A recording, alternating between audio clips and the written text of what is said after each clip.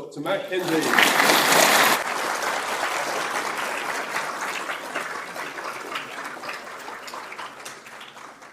Thank you very much, and thank you for having me in my own lab. But thank you for the invite, and I see A-level students are much like undergraduates and that you're afraid of the front row, unless you come in late. So I got asked to talk to you today about the pentaquark discovery, and that's probably the second most important discovery the LHC has made, and perhaps not as famous as the Higgs for good reason. But I'm going to tell you about that discovery and try and give you the case for why that discovery is important and teaches us something new and opens up some new questions for us to try to understand. And the first challenge you have is trying to decode the title of my talk. But this is a reference to a famous quote, or a quote from Finnegan's Wake. The quote is 3 quarks for Master Mark. And allegedly this is what Murray Gell-Mann saw and inspired him to name the little constituents that make up hadrons as quarks. And at the time, Gell-Mann needed 3 types of quarks. We now know there are more. And so this quote seemed appealing to him. And at the time, it was unsure if quarks made anything other than states with 2 or 3 quarks. And what we now know is that they make states with more. These are very exotic, very rare, and they teach us a lot about the forces responsible for quark binding. So that's what I'm going to talk to you about today. But before I do that, I want to mention something about precision. And you'll excuse me, Mr. Holmes, but I couldn't resist, and so there are several Sherlock Holmes quotes in these slides. But I want to talk to you about precision and why it's important, why you should care about making sure your measurements are precise as they possibly can be, and why as scientists we care about making precision measurements. And particularly when your lab is built and you can't really change the collision energy anymore, what you can do is make your equipment more precise or make your techniques more sophisticated, which leads to precision. And so this drive for precision usually happens once you've built the lab or the LHC has been built, and then it just operates, right? And you can't really change much, but you can try and strive for better precision, and that gives you a bigger physics reach. So here's an example of why precision measurements are useful. So in the kind of early to mid-1800s, we developed the ability to manufacture very precise optics. And this led to a big step change in our understanding and our ability to make precise measurements of where all the planets are. And so people with very good telescopes started making precision measurements of the orbit of Uranus and noticed something a bit weird, which is that its orbit pattern did not fit with Newton's laws and the other known planets. But Levernier, theoretical physicist / mathematician in Paris, was going through all of this precision data, and he realized, I can explain this strange orbit of Uranus if I just come up with a new planet that I put just outside of Uranus's orbit, a bit further from the sun. And not only that, I can then use Newton's laws to tell you exactly where that planet will be and what its mass is. So he writes to his friend Gall in Berlin, who's got a nice fancy telescope, and says, can you point it over here on this night? Because I can tell you where this new planet's going to be. And lo and behold, that leads to the discovery of Neptune. This is not that image. This is a much more recent image taken by James Webb, which shows the beautiful rings of Neptune. So Saturn is not the only planet with rings. But the point is that these precision measurements of Uranus told us where Neptune is and how heavy it is. And so Neptune was then discovered because of the precision measurements of the orbit of Uranus. Very good. So doing precision measurements leads to results, and it's helpful. There's another planet that has a weird orbit. That is Mercury, and that you cannot describe by adding different planets in. It has a very odd orbit that precesses around in a strange pattern, and Newton can't help you however many planets you add or take away or moons you put in. What you need in order to be able to explain the orbit of Mercury is a complete revolution of your understanding of physics. And in order to explain Mercury's orbit in full, you need general relativity. And so that precision measurement leads to an upheaval in physics understanding where Newton, I was going to say get straight in the bin, but that seems a bit unfair. Newton becomes a low-order simplification of a much grander theory. And this precession of the orbit of Mercury is a very popular fourth-year general relativity question, so just in case any of you stick around for that long. Good. So that's why precision is important. Right, so now I'll come on to the sort of main topic of the talk, really, which is trying to understand matter. That is what is at the core of this topic, of searching for these states. So let's talk about matter. So what is matter? Well, the universe is made of stuff, right? It's made of planets and galaxies and stars. Well, all of that stuff is matter. We call it ordinary matter. And actually, if you take the total mass of the universe, it makes up a very small amount of the mass, only about 5%. There's something like 27% in dark matter, which we know has a mass and doesn't really interact with any of the things that we do know about, doesn't really interact with matter, just sort of sits there, has a gravitational impact, and we know it's there from watching galaxies and clusters of galaxies rotating, basically. So that is not matter, and that is not what I'm going to talk about, but it's deeply unsatisfying that the theory of particle physics we have only addresses this 5%, and it doesn't even do that 5% really all that well. It does some of it very well. So 27% we really don't know anything about, apart from that it exists and it's dark. And then about 68% is attributed to dark energy, and that's what causes the universe acceleration, and that we know even less about. So when I'm talking about matter, what I mean is ordinary matter. Stars, planets, galaxies, this room, all of the stuff that you know about. That's what I'm talking about, this 5%. So what is this matter made of? Well, I mean, here's some matter.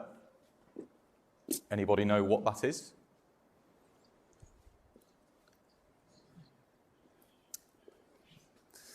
Well, let's assume none of the nucleons are hidden. Let's assume we can see them all. There's a couple of possibilities. Yeah, so I haven't actually told you which hadron is which yet, which nucleon is which. So, yeah, you could have a couple of possibilities. Lithium-7 is one of them, and beryllium-7, I think, is the other one, which would have to have an electron missing, so it would be a charged beryllium as well. But this is what matter is, right? If someone talks about matter, this is what they mean, okay? Atoms. So what are these things made of? Well, I'm sure you know that the thing flying around the outside is an electron, and the stuff in the middle are protons and neutrons. And now you do know that it's lithium-7, because I've told you the blue one is a proton. So it has 3 protons and fewer neutrons. That's very common household lithium-7. It's not drawn to scale. The nucleus is about 5 orders of magnitude smaller than the atom's electromagnetic influence. So the stuff in the middle, the nucleons, are very tightly packed and tightly bound together. Okay. So what's this stuff made of here? What's an electron made of? Yeah, sort of a trick question. Maybe nothing, or we don't know. As far as we know, we just treat it as fundamental. There is nothing more, deeper than an electron. It is just an electron. If you believe in string theory, then maybe it's made of a string. But for the intents and purposes of this talk, the electron is fundamental. What are protons and neutrons made of? It goes back to the title. You can shout out, it's fine. Yes, they are made of quarks. So protons and neutrons are not fundamental particles. They have constituents, and they are made of these little things called quarks. And a proton, as a neutron is a type of baryon, which means it consists of 3 quarks. 3 quarks for master mark. Now, these have different flavors, or different names. And a proton consists of 2 up quarks and 1 down quark. So these are the little constituents of a proton. And very importantly, it is bound together by gluons, something called gluons. So these are the equivalent of the electromagnetic photon. That is the particle responsible for the electromagnetic force. The one that is responsible for the strong nuclear force, which keeps these things bound together in hadrons, are called gluons. And they are very strongly interacting, and they interact with each other as well, and they also hold these quarks together. The thing you need to know about quarks is that they hate being alone. So much so that they will, as we'll see shortly, they will find new friends to be friends with. They will not be alone. The theory and nature does not allow them to be asymptotically free. So they always form bound states, and these bound states of quarks we call hadrons. That is what a hadron is. So a proton is a type of hadron. It is a bound state of two ups and a down. Good. Right, so we should have a think about where matter comes from, okay? So the whole point of this talk is we want to try and understand how matter works, right? How matter forms states, how the forces responsible for them binding together work, and if that can actually show us any problematic sort of issues with our theory. So it would be good to have a bit of an understanding of where this matter comes from. Well, that's kind of easy because we can create it. It's a famous equation which you'll know, E equals mc squared. If I have some energy, I can create some mass, providing I obey that equation. And so on the left, I show you a very simple diagram in which I start with some energy. In this case, it's a photon, electromagnetic energy. And we do this in the lab all the time, right? This is happening in space all around us, right? Energy is converted into mass, goes back into energy again, right? And at some point in the early universe, energy produces matter. However, this is not a valid diagram because Dirac showed that you have to conserve charge when you do this. There are various problems if you don't. And so when you create some matter, like an electron, this one down here, at the top, you also have to create something called antimatter at the same time. So in this case, a positron. So if you want to create some matter, you need to create an equal amount of antimatter at the same time. So this thing over here is the antimatter, this positron. So that's very good. The universe started, it was small, it was hot, some form of very high energy. And this eventually produced some matter, and then, that's what makes up the universe today, right? Well, no, not really, because there isn't any antimatter left. And so this is one of the issues that our sort of hadron physics, our study of these multi-quark states, would like to say something about. We would like to uncover why this happens. So here is like the evolution of the universe diagram. So time runs from t equals 0, the Big Bang on the left, to modern day on the right. The universe goes through a rapid inflationary period right at the beginning, and then it settles into a steady sort of state of expansion, which we now know is actually accelerating. So it's exponentially increasing, this acceleration. But what we're left with now is loads of matter, and also dark matter, dark energy, but we're not talking about that, remember. We're just talking about the matter. And that's what we're left with at the end, but there's no antimatter. And we can look back in time a fair way to this point, which you can see given by this slice where the cosmic microwave background is, right? That's where visible light starts becoming observable. So we can see back to that point. And before then, we don't see, but we just have to try and predict and learn from our theories. And so we know at some point before that, there had to be nuclear fusion so that you could start forming nucleons. It's just shortly after this cosmic microwave background time that you start to form actual atoms, like hydrogen forms. But way before that is nuclear fusion. And then before that, there is a period which kind of gets referred to as baryogenesis. I mean, it's where you start making these hadrons, things like protons and neutrons and so on. And somewhere in there, this matter-antimatter asymmetry is formed, but we don't really know where. At some point, there's a matter-antimatter asymmetry which starts, and then it stays. Yeah, so this matter-antimatter asymmetry thing, I mean, we do actually observe it in the lab. We have seen it. And we do have it in our kind of theory of particle physics, but we just don't have enough of it. We're like 10 orders of magnitude too small on how much matter-antimatter asymmetry we see in the lab compared to what we need to get our universe back.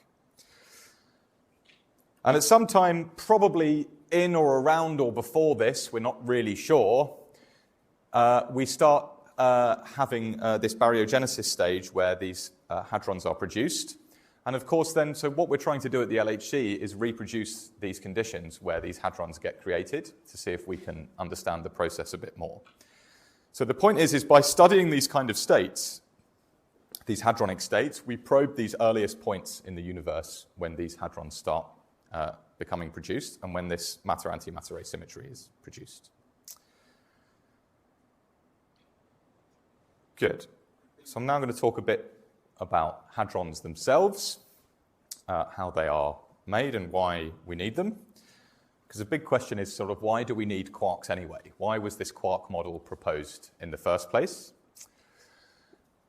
So now we're back to Murray-Gell-Mann again, and there was something in the 50s known as the particle zoo, which is that basically if you could get yourself near a sort of particle physics research facility, you would probably discover a new particle. Because there were scores and scores of them being discovered in a period between the 40s and 60s. So these are things like pions that can be charged or neutral, kaons, rho meson, omega mesons, phi mesons, tens and tens of these. There's loads of different ones, K stars, phis, so on. There's also a bunch of different baryons. So the neutron and proton you're familiar with, but there are a bunch of other different states as well, sigmas, deltas, xis, omegas, so on and so forth. And of course, it starts becoming annoying because you start running out of Greek letters, and then you don't know what to call your states anymore. And of course, it seems very unlikely that all of these things are just fundamental. So they must be made of something else. So how can we categorize this so-called particle zoo? So it was Gell-Mann that came up with the model for this, his model of baryons and mesons. Supposedly he had this big revelation in an ice cream shop where he allegedly said to his postdoc or PhD or whoever was there, you know, just like ice cream, there's quarks and they have both flavor and color. And so what he needed at the time to explain this different particle zoo was 3 different types of quark, 3 different flavors, so up, down, and strange, or what they were called. And he didn't dub the name strange, actually. These sort of kaons were called strange initially because they were a bit unusual. They were totally unexpected when they were first seen, so they were called strange mesons. But they have a strange quark in them, so he called them up, down, and strange. But he also knew that you don't see these things on their own, right? We'd never seen a single quark. You don't have these asymptotically free quarks. They don't exist on their own. They have to form these states. So he needed some other mechanism which made sure that they were always bound together. And so for that, he used something called color, or the analogy of color. And so quarks can come in red, green, or blue. And when they form bound states, those bound states must be colorless. So I will come back to that in a minute. But essentially, you can form a bound state out of a quark and an antiquark, so that needs a color and its anticolor, red anti-red, green anti-green, blue anti-blue. Or you can form a state called a baryon out of 3 quarks, and so that can be red, green, blue, and that makes you a colorless state. Now, in reality, we now know that there are more than this. There are actually 3 other quarks as well, called charm, bottom, and top, or sometimes charm, beauty, and truth. So there are actually 6 flavors of quarks. And they all have antiquarks as well. So you have to sort of remember that sometimes when someone says an up quark, they mean just the up quark. Sometimes they mean the up and the anti-up. But there are all antimatter equivalents. And then they can come in red, green, or blue color. And the real nail in the coffin for this, I mean, it was pretty unanimously accepted, I think, almost straight away, because it really neatly categorized these bunch of different states. But the real nails in the coffins were the discoveries of the delta plus plus, so that's a doubly charged baryon, which you can only do with 3 up quarks, and the omega minus, which is the state with 3 strange quarks. So they were the discoveries that really gave a lot more credence to this theory. Right, okay, so now we know that these things exist of underlying quarks, we can start building up what all of these hadrons look like, right? And so as I said, when this model was first put together, they were formed into the mesons and the baryons. So this particle zoo had already been discovered. They'd already been categorized into mesons and baryons because they have different spin quantum numbers. So baryons have to have a half-integer spin and mesons have an integer spin. So we already knew them as mesons and baryons. But this quark model allowed them to be categorized. And you say, okay, well, the mesons, they are made up of a quark-antiquark pair. So that has to be in color-anticolor state. And the baryons are either made of 3 quarks or 3 antiquarks. And so, yeah, you can make a bunch of these different states out of the constituent quarks. And then, I mean, these diagrams at the bottom you don't need to know much about, but this is how they were categorized by Gell-Mann into nice, pretty pictures. And of course, physicists like nice, pretty diagrams, and not just because they look nice and pretty, but because they tell you about the underlying symmetry, right? And symmetries are nice in physics. Because symmetries tell you about what quantities are conserved. And symmetries mean you can only need to bother writing down one equation, right? Because then you can just apply symmetry transform to get the equation for anything else that you need. So we like symmetries a lot. And so, yeah, then all of this particle zoo was categorized into these things are called multiplets by different symmetries. And you'll recognize some of the things you probably know in here, pions, kaons. You can see, oh, you can't see my mouse. Well, on the right here, the top two, right, are the neutron and the proton. They are not strange at all. And then you get progressively stranger as you move down on this right diagram. And then on the left, you see pions and kaons. And then these all have higher spin resonances, higher energy configurations that can explain a bunch of these other states. And as I mentioned, this omega minus down here at the bottom right and the delta plus plus at the top right were really what led people to realize that this theory must be the true model of nature.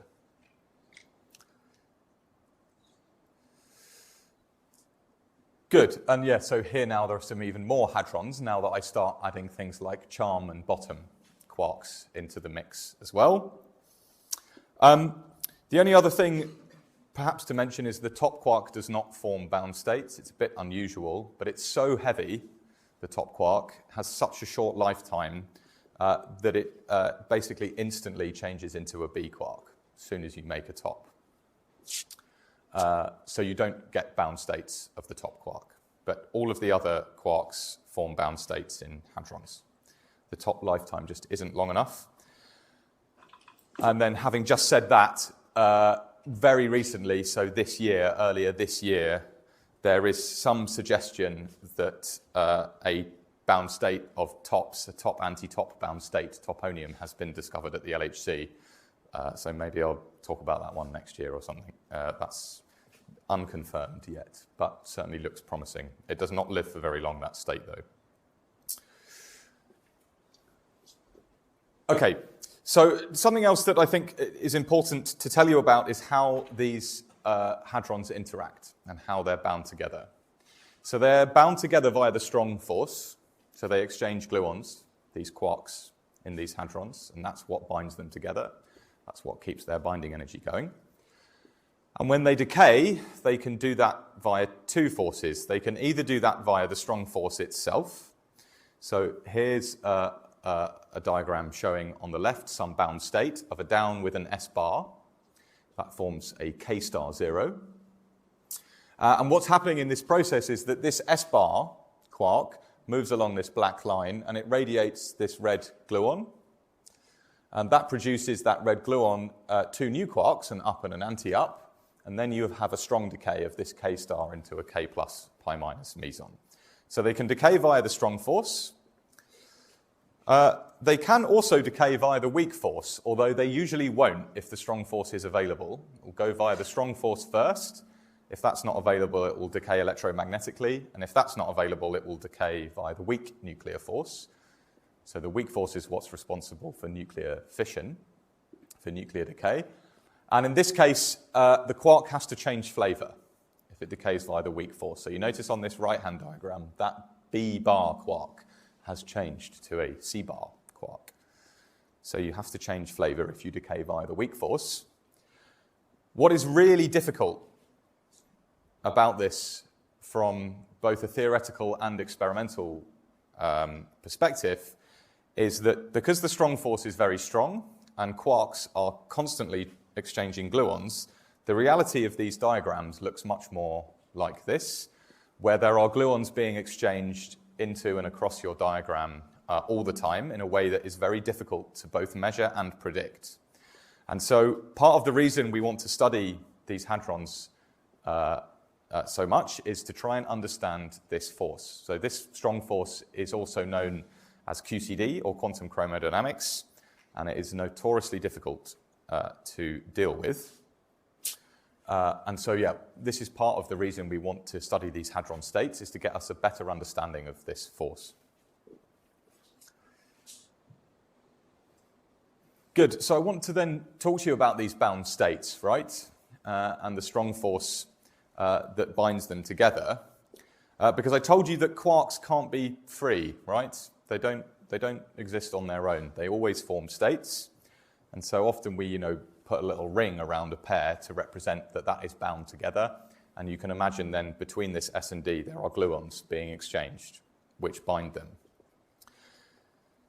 So if I have a state like this and I just let it propagate over time for a bit, that's fine. These are constantly exchanging gluons between them to stay bound. But what happens if I inject some energy in there and I try to split them apart?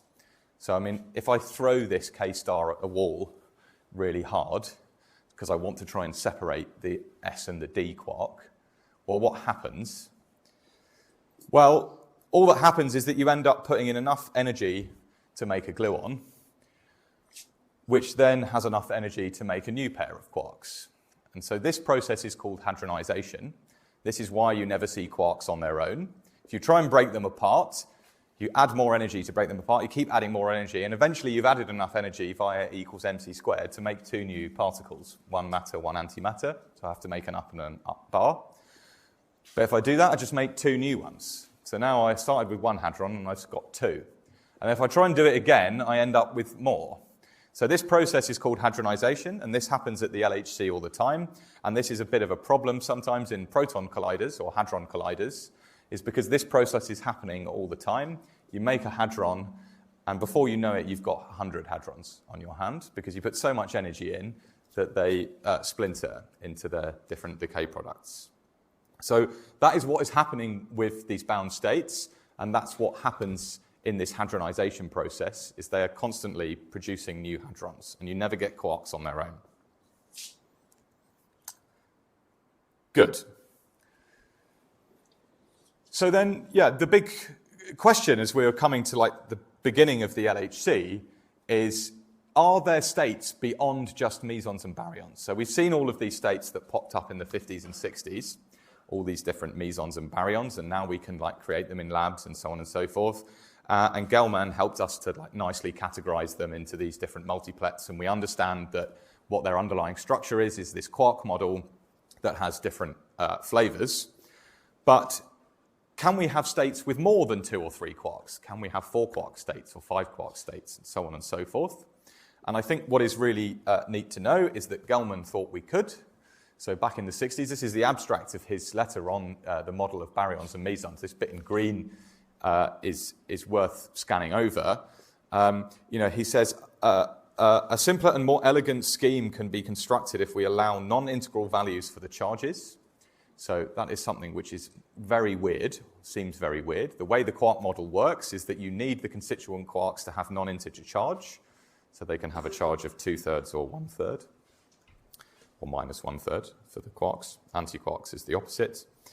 And then you can dispense entirely with basically all of the stuff that confuses us, and now you just make a model out of quarks, where they form these bound states which make the mesons and the baryons. And he noticed that you could have states which are not just QQQ, but QQQQQ bar, and maybe you could have states which are QQ bar and QQ bar, QQ bar. So he certainly thought that there were tetraquarks and pentaquarks, but they had never been discovered until recently, and there was a lot of skepticism about whether they could actually exist. And so one of our big questions is, how are these states bound? So for the mesons and the baryons, we know the quarks can't be free. They have to, make these pairs. So their binding is kind of set by this, and that they have to be exchanging gluons. So we kind of know what the structure of mesons and baryons is in that sense.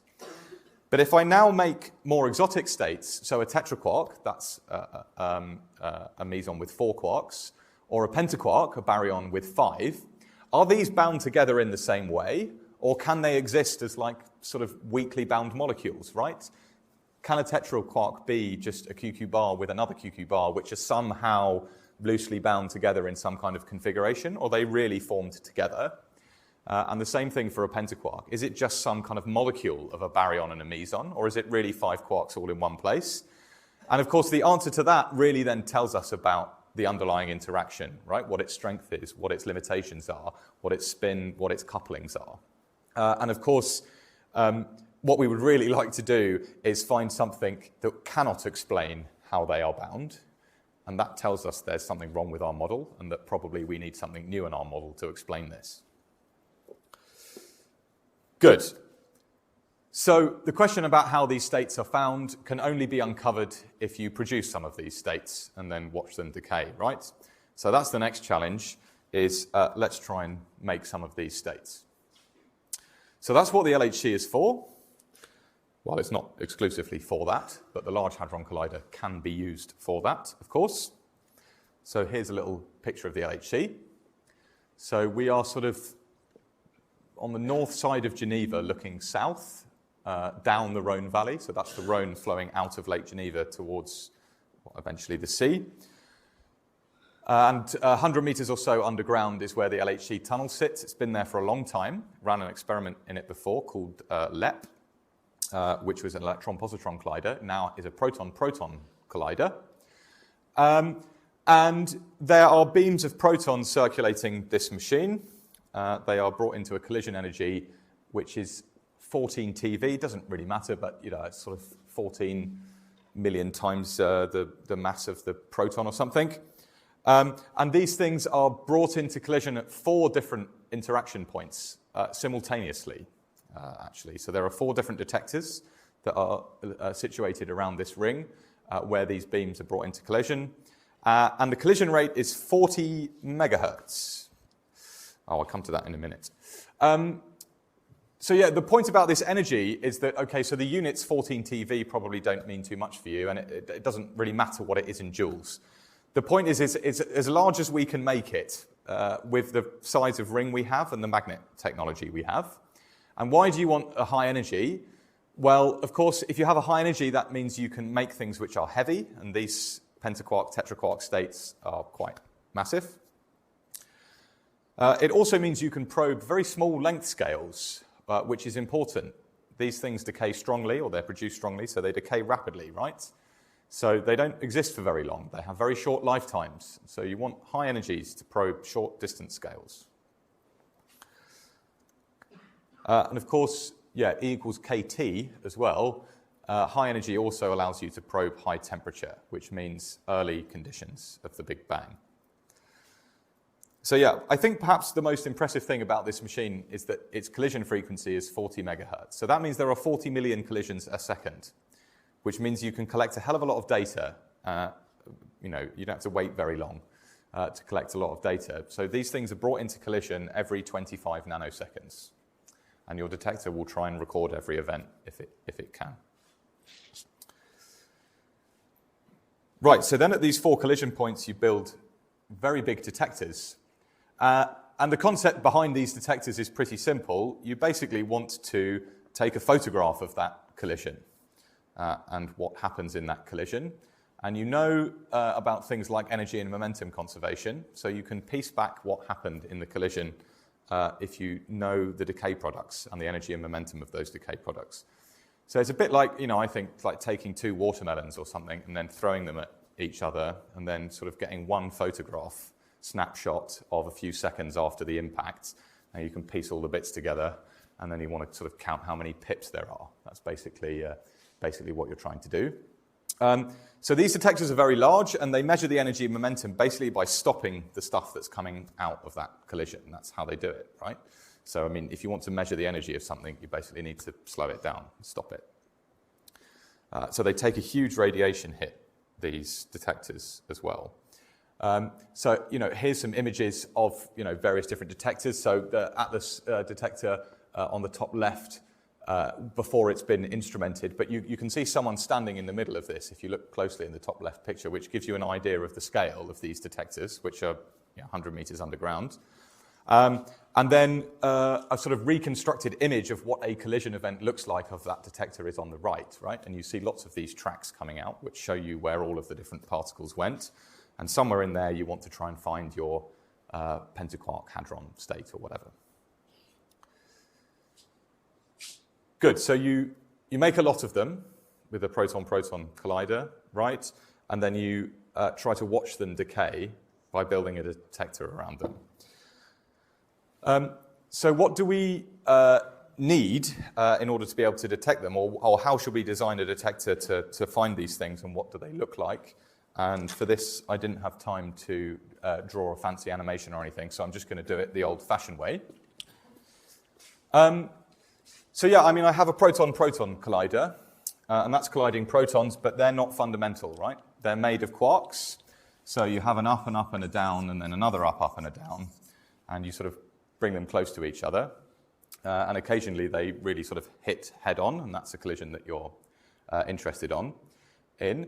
But these are bound by gluons, and you're at very, very high energy, so what you really end up having is a gluon collider in the end. Colliding two gluons. So this is what the gluon collision looks like. And this produces two quarks in this case. So I'm going to call one of them a B quark and one of them an anti-B quark. Now, of course, there's other ups and downs from this process and the hadronization of this collision going around all over the place. As I've already told you, you can't see these on their own. They want to form friends. They want to form bound states. And so this hadronization process means that we end up producing extra pairs in here of other stuff. Maybe we have another down, anti-down here. So there's hadrons flying everywhere. But somewhere in there, we will try and pick out one which looks like a bound state of an up, a down, and a bottom. This thing is called a lambda B. So you'll notice it's a bit like a neutron. A neutron is up, down, down, but this is just the beautified version because it has a beauty quark in it instead of a down. So it's up, beauty, and down. This makes a lambda B. And at the LHC, there's a lambda B created in almost every collision. The cross-section is quite high. So you get one of these at almost every crossing. Now, the lambda Bs are quite nice because they have a long lifetime, which means they move some distance in your detector. They'll move a few centimeters away from the production point before they decay. That's useful. That helps us detect them. They have a long lifetime. And then this thing itself decays, this lambda B baryon. What it decays into is a proton. So that's good. So let's say we get a proton out of here. And I've drawn that as a bent track because what we do is our detector we put in a magnetic field so that if a particle is charged, it will curve in that field. And then if we measure this charged object moving through layers of our detector, we can reconstruct the path it went through, and we know what the magnetic field is. So that means we know the velocity, which means we know the momentum, right? So that's how we measure the momentum. It also gives me a kaon, which will be negatively charged in this case. So it bends in the other direction. And something called a J psi. I don't need to know too much about this, but it's a very beautiful standard candle that we use in particle physics loads because it decays into two muons.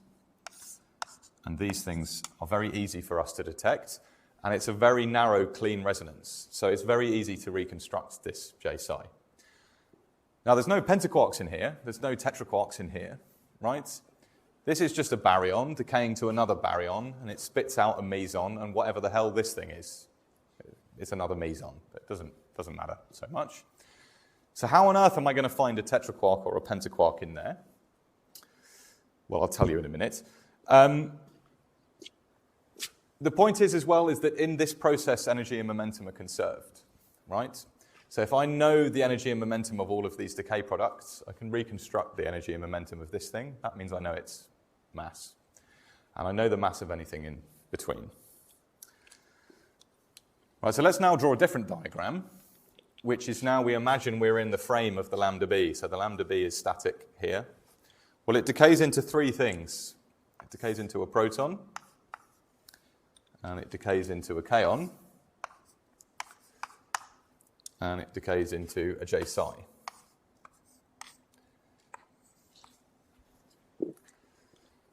Now, I can actually do this in a bunch of different configurations. So energy and momentum have to be conserved. That's true. So if this was a two-body decay, just as something decaying into two things, they have to be opposite each other, because I have to conserve momentum.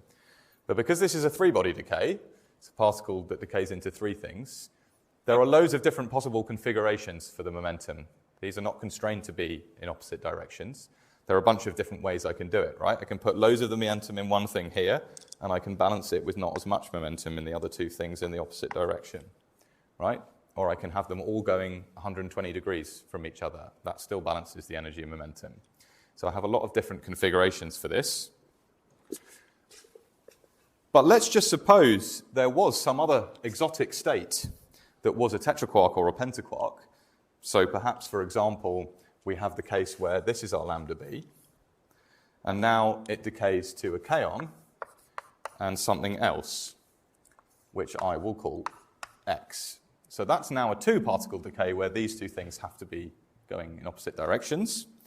And if this thing then decays into a J psi and a proton, these also have to be in opposite directions in the rest frame of this thing, because this is a two-body decay as well. And what I can do is I can take the energy and momentum of these two and reconstruct the mass of the thing that they came from, right? And then I can make a plot of the mass of this thing that they came from. Now, if this is a real state, it has a mass, so that mass will be the same everywhere. I'll get a load of events at the same mass, right? And if there is nothing there, this will just be distributed in some way which is probably flat or flat-ish. And actually, if none of these things have any spin, then the distribution is flat. But it doesn't have to be flat. So if they have a spin, this changes. That doesn't really matter. The point is if there is something in here that decays to a proton and a J psi, so it decays to a baryon and a meson, and it has one mass, then it has to be some exotic state, and that exotic state will have to have 5 quarks in it. Okay, so this is what the analysis that discovered the pentaquark at LHCb did, but really what it's trying to understand is the spin structure in this decay, right? That's how it is set up. It has to understand the proton, the kaon, and the J psi's configuration in this diagram, right? Which spins are preferred, which momentum directions are preferred, what that distribution looks like. Of course, they knew that if tetraquarks or if a pentaquark existed, there's a good chance you might see it here. But if you don't, then you still learn something interesting about the decay dynamics of this process, which also teaches us about hadronization and strong decays and weak decays. As we'll see in a minute, it turns out you do see this. Good. So there is my quick version of the same two diagrams. Right, so the first thing I'm going to tell you about is not actually this pentaquark discovery, but the tetraquark discoveries that came before it. So these were in the early 2000s, so around 2003 was the first discovery. So this was a little bit before the LHC turned on. This was discovered at an experiment called the Bell experiment, which was an electron-positron collider, They did the same process. I mean, they start, in this case, with a meson, which is a B plus meson, so not a lambda B, but now a B plus. This then lives some time and decays into a J psi, a pair of pions, and then there must be one other pion as well.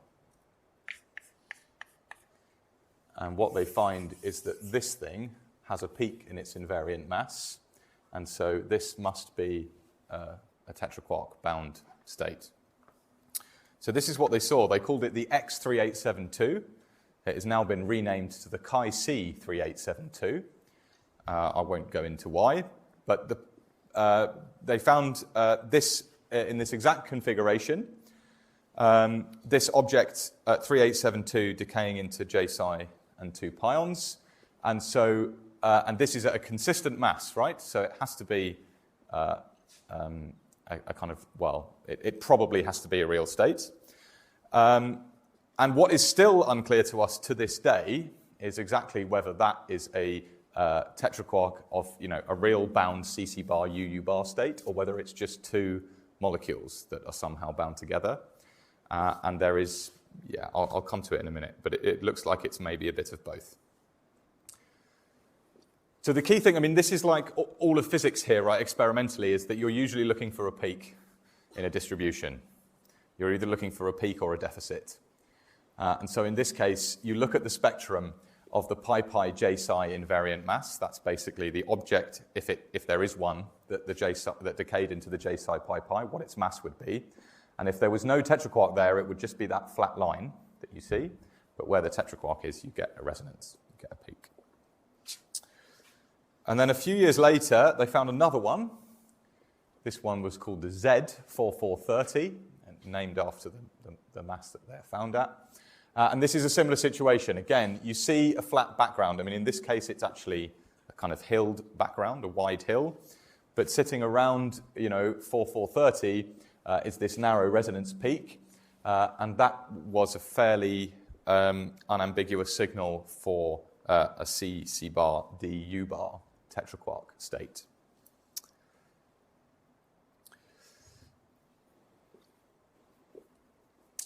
One subtlety that I won't go into all of the details of, but depending on the spin configuration that you have and what momentums are allowed and not allowed via the spin configuration, you can make artificial peaks in these distributions sometimes.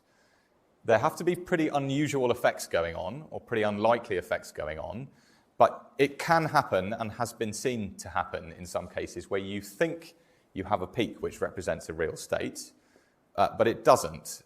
These are sometimes called reflections or kinematic effects. I won't go into the details of where they come from, but this isn't a complete smoking gun, having this peak. You do need something else, and this something else is shown on the right plot here. I'll come to it in a minute. But the tetraquark conformation did not come until a few years after this 2003 and 2008 discovery, did not come until the LHCb experiment ran in 2014 and found the same state, this Z4430. This happens quite often, right, in particle physics, that someone finds a state and no one really believes them until someone else finds it. LHCb also found this state, much harder to see in the invariant mass because we're now at a proton collider where there's loads of background. So now we don't have this nice electron-positron collider which doesn't do any of this hadronization nonsense, right? So we just have a flat background with a clean peak. Now the mass distribution is on the left-hand plot here at LHCb, and it's very difficult to see, but it's that little red bump at the top, just above 20. This is in units of the mass squared now, just to keep you on your toes. It's that little bump in the peak up there. So you can't see it very obviously, and it's this dark blue peaky distribution at the bottom that's responsible for that. But this thing on the right is the smoking gun. It's called an Argand diagram. And basically it tells you, when you have a real resonance, this is actually, a sort of complex amplitude. It's not a totally real valued number. And so if you have a real particle that exists, it has certain properties where it has to obey this amplitude structure, and the mass itself is at the pole of this thing, where the resonance itself is the amplitude is purely imaginary. And so what you can do is plot the real and imaginary parts of this amplitude, and that's what the diagram on the right shows.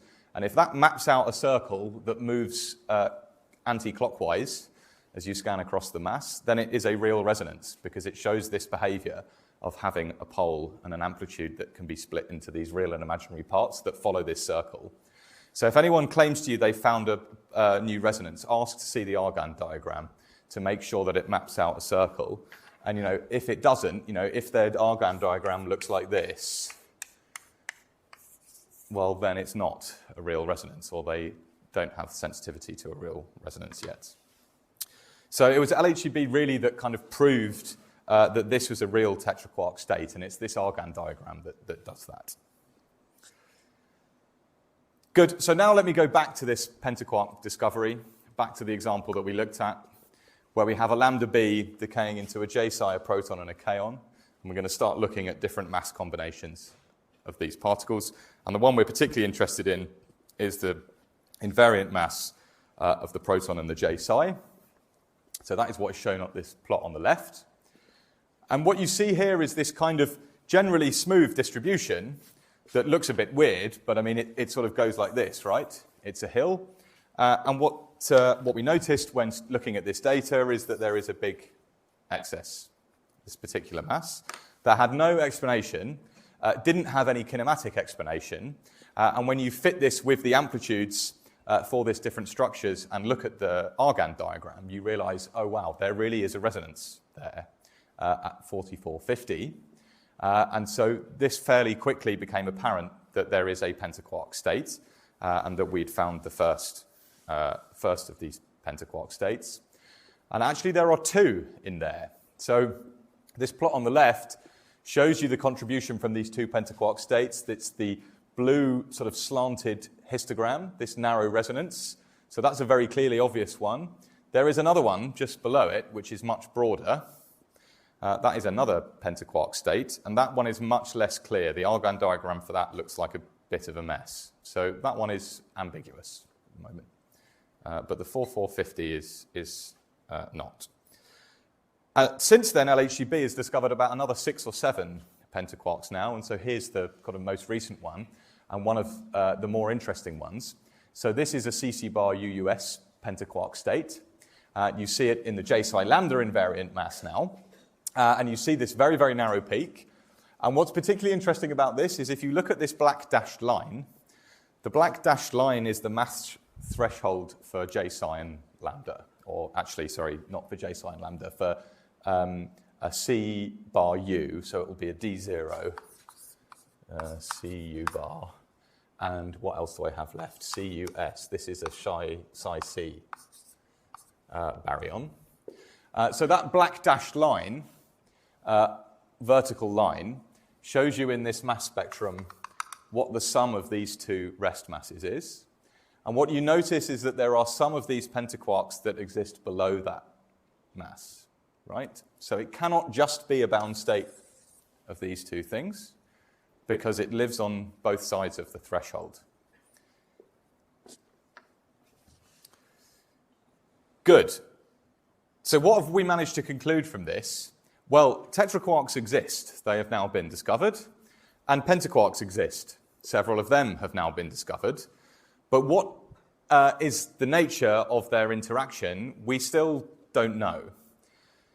So we have a lot of evidence now that these exist as weakly bound molecules. But we also now have evidence that they can exist as not weakly bound molecules. So our conclusion at the moment is that both of those configurations are allowed, and both of those configurations exist, and they exist together. You have a weakly bound molecule, and you can have a compactly bound tetraquark or pentaquark. And how tightly bound that is seems to depend on the structure and the spin and the quark content, which kind of makes sense, but we're not really sure how. And so this is kind of a new and rapidly developing field to try and understand how we explain these, and in particular, what kind of analysis techniques we can use to try and understand which of the two configurations and how much of the two configurations dominate. So that kind of brings me to the end, really. They are real states, and they must contain 4 or 5 quarks, and they cluster very close to meson-meson and meson-baryon thresholds. They cluster near these kinematic boundaries. So this means they are probably molecular-like, but also, as I mentioned, we've seen some evidence that they might, or that they're probably also compact-like. So it's probably a mixture of the two. Of course, it begs the question, can you get hexaquarks, heptaquarks, octaquarks, so on and so forth? And this would kind of be cool. Something I propose we try and look for, and seems to be pretty hopeless, is to see if we can find the first triply and quadruply charged states, because if there are hexaquarks, you will get them. Turns out to be a bit of a mess. But yeah, it's a very new and flourishing area. And the big question really is like, how are these things bound, and what is responsible for their binding? And really crucially, looking towards the future, right? What we want to try and do as particle physicists is break this like beautiful model that we've spent kind of many decades building up, because we know this is not the full picture, this standard model, right? So it can explain tetraquarks and pentaquarks, but it can't explain matter-antimatter asymmetries. It can't explain a bunch of other stuff like neutrino masses, can't explain Higgs self-coupling and the divergence of that. Has no theory for gravity, has nothing to say about dark matter or dark energy. So it can't be a complete picture of nature. And what we would really like is to try and find something in our model of these tetraquarks and pentaquarks which cannot be explained in our theory satisfactorily, or could only be explained by a theory which includes some kind of new particle, which could also then help explain some of the other problems that we can't solve. Good. That brings me to the end. Thank you.